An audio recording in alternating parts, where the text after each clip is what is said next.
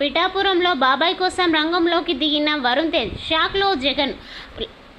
Pawan Kalyan AP ఎలక్షన్లో మారుమోగిపోతున్న సంగతి తెలిసిందే. అయితే పిఠాపురం నుంచి తన ఎమ్మెల్యేగా పోటీ చేస్తున్న సంగతి తెలిసిందే.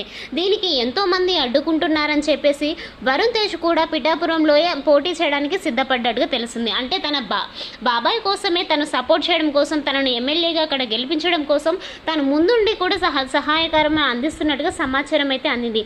ఇలా మెగా ఫ్యామిలీ ఒక్కొక్కరిగా అందరూ ఖచ్చితంగా ఏపీ ఎలక్షన్లో ముందుంటామంటూ, అంతేకాకుండా మీకు ఏ కష్టం వచ్చినా మా పవన్ కళ్యాణే కాకుండా మేమందరం మీకు అండగా ఉండి సహాయం చేస్తామంటూ వరుణ్ తేజ్ ఇచ్చిన స్పీచ్కి ఒక్కసారి పిఠాపురంలో దద్దరిల్లిపోయిందట.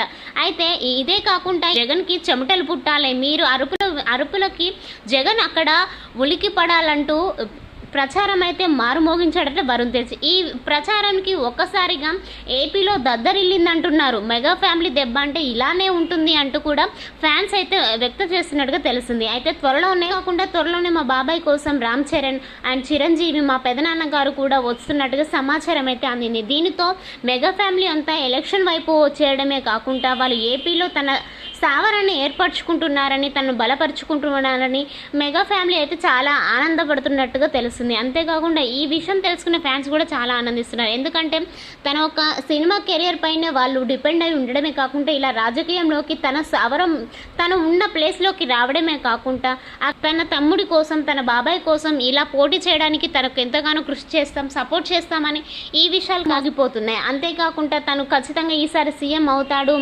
మీ కష్టాలను చూస్తాడు, జగన్ ఇంతవరకు మిమ్మల్ని ఎక్కడా స్పందించలేదు, కానీ ఇలా ఉండదు మన పవన్ కళ్యాణ్ రాజకీయం, మీరే చూస్తారు కదా అంటూ సంచలన వ్యాఖ్యలు చేశారట మన వరుణ్ తేజ్ పవన్ కళ్యాణ్ గురించి. మరిన్ని విషయాలు చూస్తున్నాం మా ఛానల్. థ్యాంక్స్.